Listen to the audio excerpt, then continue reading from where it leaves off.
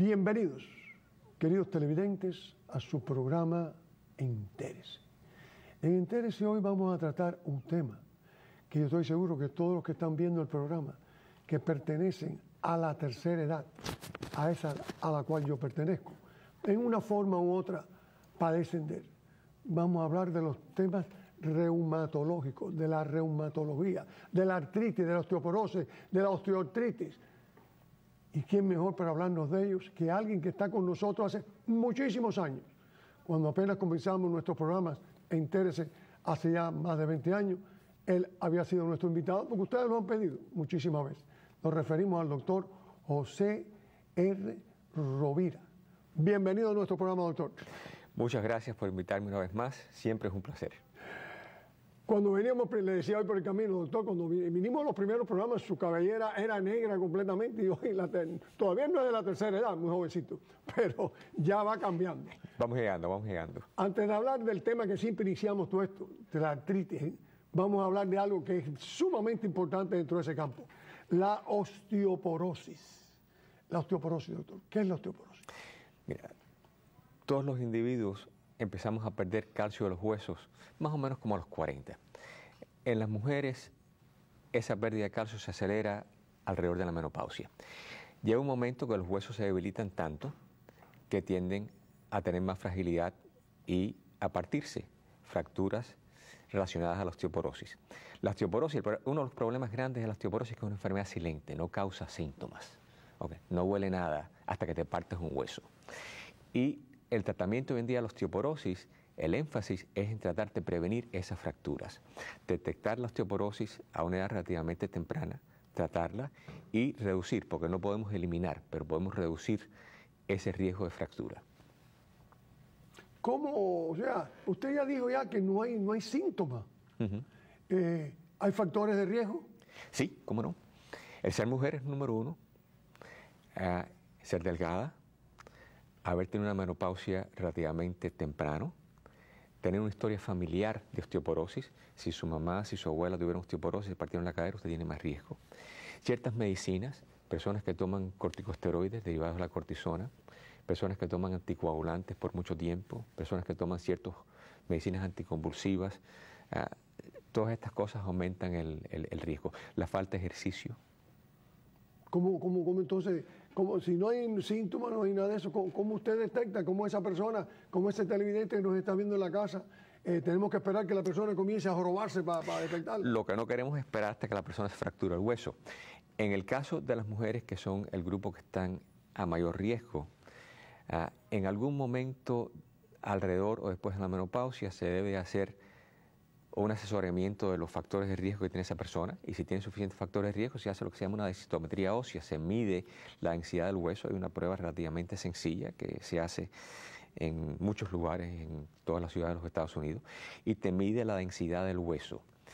Y esa prueba te da una medida, te da una cifra que te dice la densidad que tiene el hueso de esa persona, y de acuerdo a esa densidad se puede calcular el factor de riesgo que tiene esa persona. Si está por debajo o por arriba de ciertos parámetros, entonces se recomienda o no se recomienda cierto tratamiento. Y, por ejemplo, se dice que la mujer, usted dijo que después de la menopausia, pero el hecho de que la mujer haya tenido o no hijos, ¿afecta en algo el que unas tengan más osteoporosis que otras?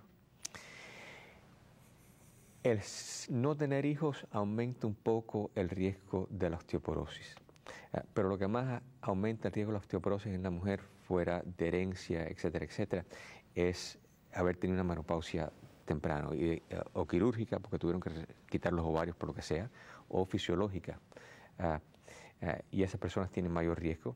Y de nuevo, si están delgadas, si tienen una historia familiar, si han tomado ciertas medicinas, todo eso aumenta ese riesgo. ¿La herencia influye? Absolutamente.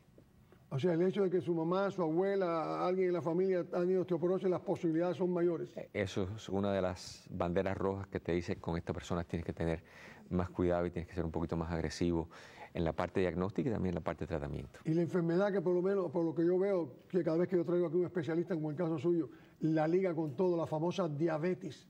El ser diabético induce la osteoporosis. Que yo sepa, Para darle algo al diabético, que todo se lo digan con el diabético. Le cae todos los diabéticos, pero la osteoporosis no tiene más, ni más ni menos riesgo, a no ser que tomen ciertas medicinas como las que acabo de mencionar, o que tengan otro riesgo, pero la diabetes por sí no es un factor de riesgo para la osteoporosis. Y en el aspecto racial, la raza, si es indio, si es blanco, si es negro. Ciertas razas tienen más propensidad a la osteoporosis, porque la densidad del hueso, cuando llegamos a ser adultos, es un poco mayor en ciertas personas que en otros.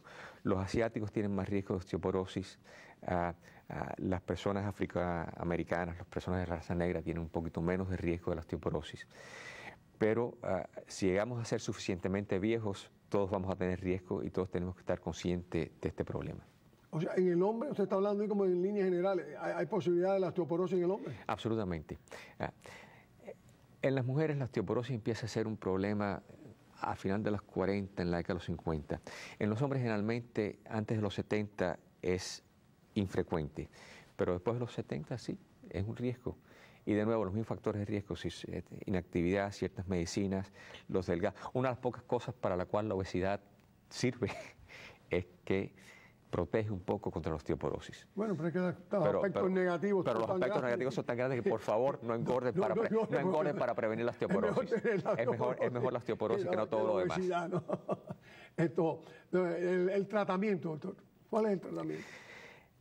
Muy básico, suplementar el calcio y la vitamina D. Una de las cosas que se hace es medir el nivel de vitamina D que tiene la persona en la sangre. Hay muchas personas que no absorben bien, que no asimilan bien la vitamina D y hay que suplementar la vitamina D que ayuda a asimilar el calcio del intestino. Suplementar el calcio, que es la materia prima para formar el hueso. Y entonces hay una serie de medicinas, de medicamentos que ayudan a aumentar, empujar ese calcio al hueso. Cosas como el alendronato, Fosamax, Actonel, hay una serie de medicinas para eso. Pero en definitiva, ¿tiene cura la osteoporosis? Tiene tratamiento. Es como la religión de los comunistas, que no tiene cura. Pero se puede, con un tratamiento, primero está la parte de la prevención. Queremos prevenir la osteoporosis, calcio, vitamina D, ejercicio, etcétera. La persona que tiene osteoporosis se le puede tratar y la mayoría de las medicinas que se usan hoy en día, los tratamientos que se usan hoy en día, pueden reducir ese riesgo a la mitad o un poquito más. Y yo le hago énfasis a todos mis pacientes que no podemos eliminar ese riesgo completamente, lo podemos reducir. Tengo entendido en otras ocasiones, hace años que tuvimos que ustedes, que hay medicinas que desgraciadamente sí son muy buenas, pero que son extremadamente caras. Sí, o sea, el tratamiento básico de la osteoporosis, además del calcio y la vitamina D, consiste en pastillas que ayudan a asimilar ese calcio y a empujarlo hacia el hueso. Un grupo de medicinas que se llama bifosfonatos, bisphosphonates, como el Fosamax, el Lactonel, etc. Cuando esas medicinas no funcionan o después que se han usado cierto número de años, hay otras medicinas que se usan que son inyectadas o en la vena o subcutáneamente. Esas medicinas sí son sumamente caras. La mayoría de los seguros requieren que uno haya documentado que se hayan probado las otras cosas primero y que la persona o no las haya tolerado por efectos secundarios o que las haya probado y no hayan tenido éxito, que no hayan hecho lo que deberían de hacer. Y entonces generalmente aprueban estas otras medicinas que son más caras, pero por otro lado más efectivas. ¿Hay algo más que usted quisiera decir sobre la osteoporosis?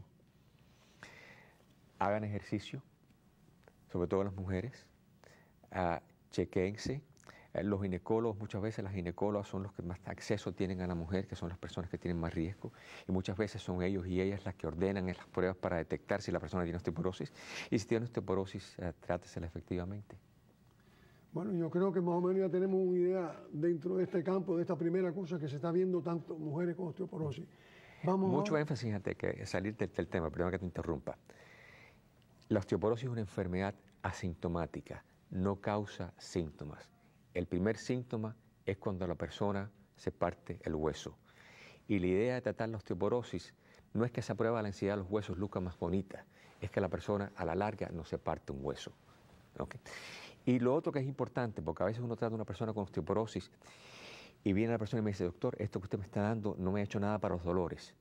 No le va a hacer nada para los dolores. Los dolores vienen por otra cosa, vienen por artritis o por lo que sea.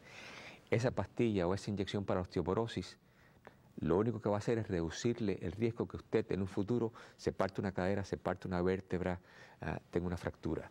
Usted ha tocado un tema interesante. Casi todo el mundo dice, no, porque mi abuelita se cayó y se partió la cadera. Y tengo entendido que, y eso lo ha dicho usted en años anteriores, es que el problema la mayoría de las partiduras de cadera son eso, que se apareció la osteoporosis, o es que se cayó de verdad y se partió la cadera. La osteoporosis es el factor de riesgo que aumenta la probabilidad de que a esa persona caerse se parta el hueso. A veces son caídas relativamente pequeñas o a veces la persona se parte la cadera y se cae.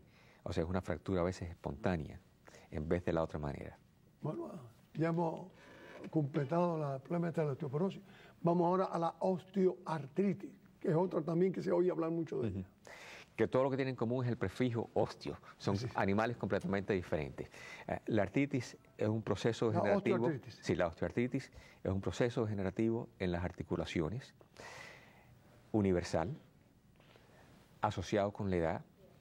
Es una degeneración de la articulación, se va perdiendo el cartílago. El cartílago es ese tejido que amortigua el esfuerzo que todos hacemos cuando movemos la articulación.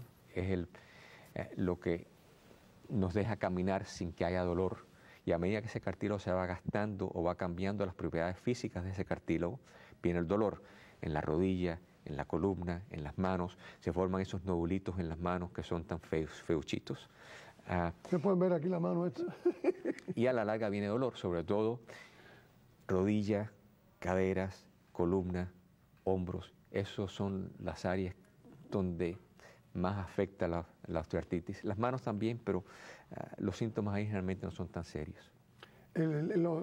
¿Cómo usted sabe que tiene osteoartritis cuando se forman las deformaciones? El examen físico es sumamente importante. Usualmente es bastante fácil detectarlo. En las rodillas, uno oye cierto crujir de las rodillas cuando uno la mueve. Una rodilla normal debe ser un movimiento casi sin esfuerzo. Cuando hay artritis es crack, crack, crack, crack, crack. A la larga hay lo que le llaman prominencia ósea. El hueso forma ciertos osteofitos, unos espolones, que son un intento malo, un intento que no puede tener éxito de tratar de compensar por esa deterioración del cartílago.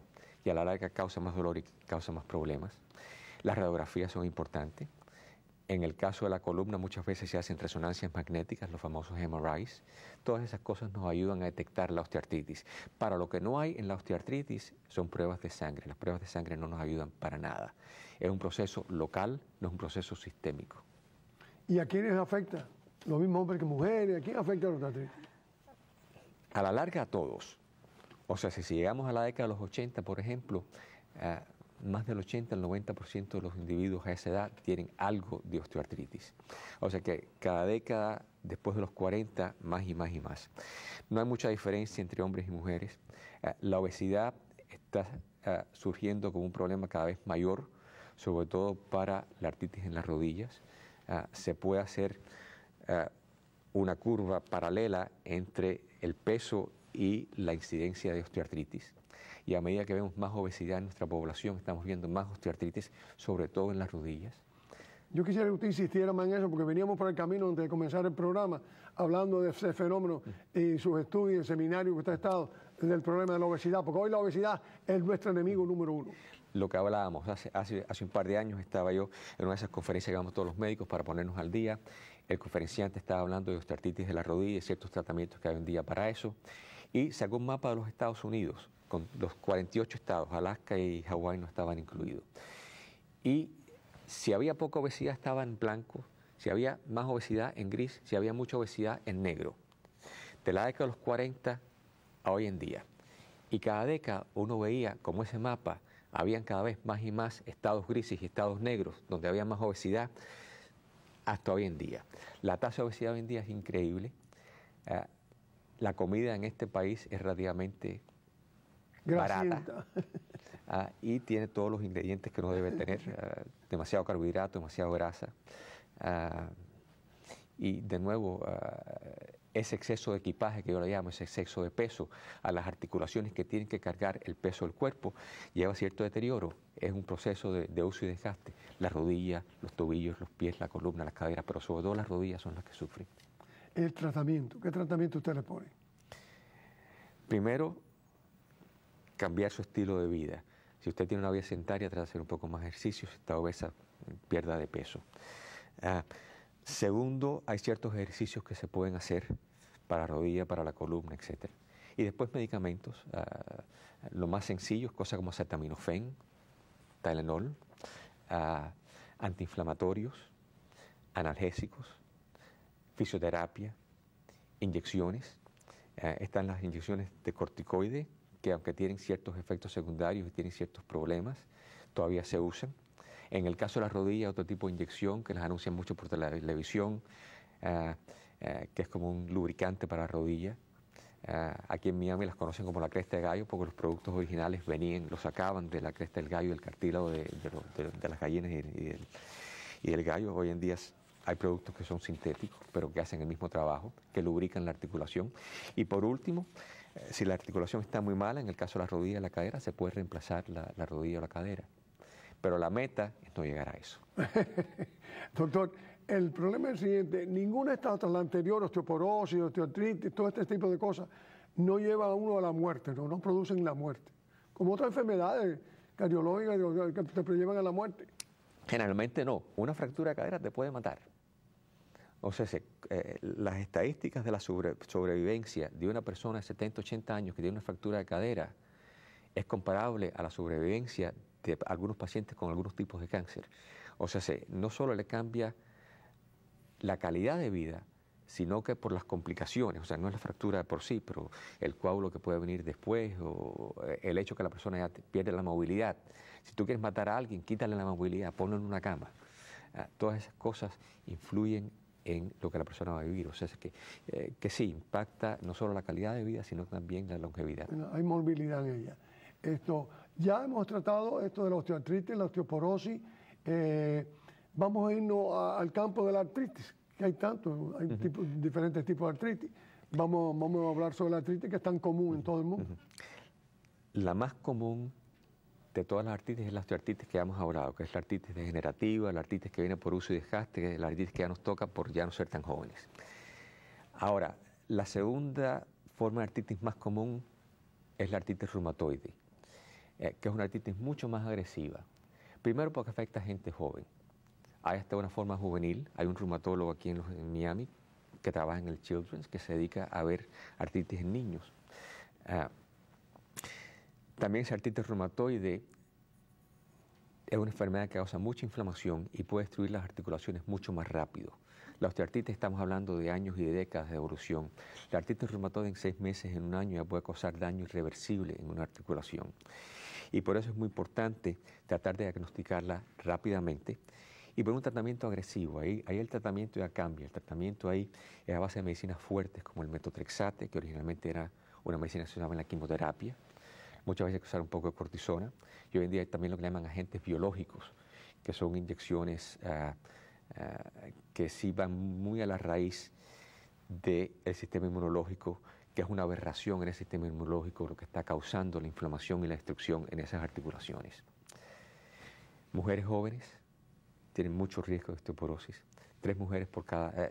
de artritis reumatoide. De artritis reumatoide. No. La ansiedad de estas cámaras me hace confundirme. La artritis reumatoide, 3 mujeres por cada hombre. Entre 20 y 50 años es la edad en que generalmente empieza. Y la estrategia hoy en día es tratar de diagnosticar a estas personas en los primeros meses de enfermedad y de empezar un tratamiento antes de que haya esa destrucción articular. ¿Cuáles son los síntomas? Dolor e inflamación, usualmente en muchas articulaciones, predilección, las manos, las muñecas, las rodillas, los hombros. Generalmente una enfermedad simétrica. Si te afecta una mano, te afecta la otra. Si te afecta una rodilla, te afecta la otra. Lo otro que es muy típico es rigidez por la mañana. La persona se levanta sintiéndose no solo dolorida, sino que cansada y le toma un par de horas para deshacerse de ese cansancio, esa rigidez matulina que le llaman, morning stiffness en inglés. Muy típico. Todo eso es reversible hasta que ya el cartílago queda destruido, hasta que ya hay lo que le llaman erosiones en el hueso. Y eso es lo que hoy en día tratamos de prevenir. Y hay un armamentario bastante extenso, cada vez más extenso, Todos los días están saliendo medicinas nuevas. El problema con todas esas medicinas más nuevas, que lo hemos hablado muchas veces, es el problema del costo. Muchas de estas medicinas estás hablando de $2,000 al mes por ellas y no todo el mundo puede con eso. Y los seguros obviamente ponen ciertas trabas y hacen que uno pruebe ciertas otras cosas antes de llegar a esos tratamientos más nuevos. Pero yo oigo hablar de la cirugía. Yo tengo amistades mías, que inclusive sus esposas, amistades suyas también, que están, como decimos, alambradas por dentro. O sea, en la cirugía a base de alambre. ¿Pudieras tú explicarnos un poquitico más cuando llegue ese momento del tratamiento? El cirujano de mano probablemente te pueda dar una explicación mejor que yo, pero sí, todavía hay personas que por el hecho de que no responden a estos tratamientos, y siempre hay un % que no responde, o que han llegado a esos tratamientos ya un poco tarde en la evolución de la enfermedad, ya tienen destrucción articular significante. Y para esas personas, en las manos hay ciertas operaciones que se pueden hacer que ayudan y pueden darle mejor función a las manos de ese individuo y darle mejor calidad de vida. Y si el cirujano de mano tiene su papel que desempeñar en el tratamiento de la artritis reumatoide, cada vez menos y menos, porque debido a los tratamientos que han surgido desde el año 98 para acá, en el año 98 hubo el primer breakthrough, como le dicen en inglés, cuando salió el primer agente biológico, la primera medicina que tuvo un impacto enorme, no solo en la parte sintomática, sino que en la evolución y en poder parar la destrucción de esta enfermedad. O sea, cada vez tenemos que acudir a cirugía menos y menos, pero sí, todavía hay personas que necesitan cirugía en las manos, en las rodillas, ponerse rodillas nuevas, caderas nuevas, y para eso nuestros colegas ortopédicos pues, nos ayudan muchísimo. Se ven en silla de ruedas. Yo he visto muchas personas en silla de ruedas. La meta hoy en día es no llegar a eso, sobre todo en la artritis reumatoide. En la artritis reumatoide tenemos muchas cosas que nos ayudan. Que se pueden evitar. O sea, lo bueno que usted le puede decir a ese televidente en estos momentos que le han diagnosticado artritis reumatoide, ¿qué cosa sería?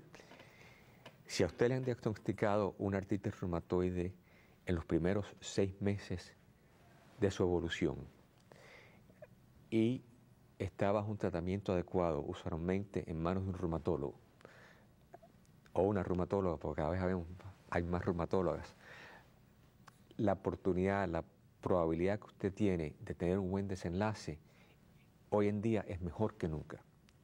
Pero el énfasis es en tratar tempranamente y tratar agresivamente. Sí, pero eso es lo primero que me está preguntando ese televidente, bueno, de tratar tempranamente, como yo sé que estoy en los primeros 6 meses. Bueno, ese es uno de los problemas que tenemos, que a veces... ¿Es silenciosa también? Cuando no. O sea, la persona que tiene artritis reumatoide sabe que tiene un problema. O sea, se causa muchos síntomas, causa mucho dolor, causa inflamación en las articulaciones, la persona puede ver la inflamación, se siente el dolor y entonces es cuestión de ir al médico, hacer las pruebas necesarias. En la artritis reumatoide sí hay una serie de alteraciones en la sangre que te deben de dar el diagnóstico. Se pueden ver tempranamente, las radiografías no ayudan mucho, pero a veces se hacen MRIs y otras cosas que también nos ayudan a hacer el diagnóstico. O sea que hoy en día hacer el diagnóstico es mucho más fácil que hace 20 o 30 años y tenemos un armamentario mucho más extenso para el paciente con artritis reumatoide. Algo que hemos tratado otras veces y se me estaba olvidando, es el fenómeno de la famosa gota que se usaba tanto en la antigüedad. El rey tiene la gota. ¿Eso es parte de la artritis? Sí, cómo no. Todos los reumatólogos vemos pacientes con gota. La mayoría de los problemas artríticos discriminan contra las mujeres. La gota discrimina contra los hombres. Somos los hombres los que tenemos más riesgo de tener gota. La gota la causa el exceso de ácido úrico. El ácido úrico es un desperdicio del cuerpo. El cuerpo está constantemente matando células viejas y creando células nuevas. Parte de ese proceso te lleva al ácido úrico. El ácido úrico va a las heces fecales, al riñón y sale hacia afuera. Hay personas que por una razón u otra o hacen demasiado ácido úrico o no lo eliminan suficientemente rápido. Y el ácido úrico entonces en la sangre sube. En la sangre nada más se puede disolver cierta cantidad de ácido úrico. Una vez hay más ácido úrico de lo que se puede disolver, se empieza a cristalizar. Se cristaliza en muchos tejidos, incluyendo en la articulación. Cuando se desprende de ese cartílago, ese cristal de ácido úrico causa una inflamación terrible. ¿Y normalmente? El paciente con ácido úrico, el 50% de los episodios en el dedo gordo. El 90% en algún momento tienen ataques en el pie. La persona con ácido úrico lo sabe inmediatamente, corre para el salón de emergencia, corre para el médico. Solución, tratamiento, antiinflamatorios para el ataque agudo de gota. Una vez ese ataque agudo de gota ha mermado, hay que empezar un tratamiento para bajar ese ácido úrico. Y una vez uno baja ese ácido úrico debajo de cierto nivel, generalmente esos ataques desaparecen. En el minuto que nos queda más o menos, ¿qué usted le recomienda a las personas, especialmente en el campo de los ejercicios que apenas lo ha tocado? Para todos nos es importante, no solo para problemas de artritis, para la salud general, hacer ejercicio, mantener un buen peso. En el caso de los pacientes con artritis, muy importante, ejercicios de bajo impacto. No se pongan a levantar pesas, hacer ejercicio, dar muchos brincos, caminar, nadar, bicicleta. Generalmente esos ejercicios son mejores como regla general. ¿Caminar qué tiempo al día, a la semana? Depende de cada individuo, depende de la edad. Generalmente, yo personalmente trato de caminar 40 minutos al día. 40 minutos al día por lo menos. Sí. Bueno, mis queridos televidentes, yo creo que hemos aprendido muchísimo hoy con el doctor José R. Rovira. Y por supuesto los tendremos como lo hemos tenido hasta ahora desde los años 90, anualmente, para que nos ponga al día en este proceso que de una forma u otra, a lo de la tercera edad, nos toca con bastante frecuencia. Sin más, hasta el próximo domingo. Se despide de ustedes Jesús Seguro.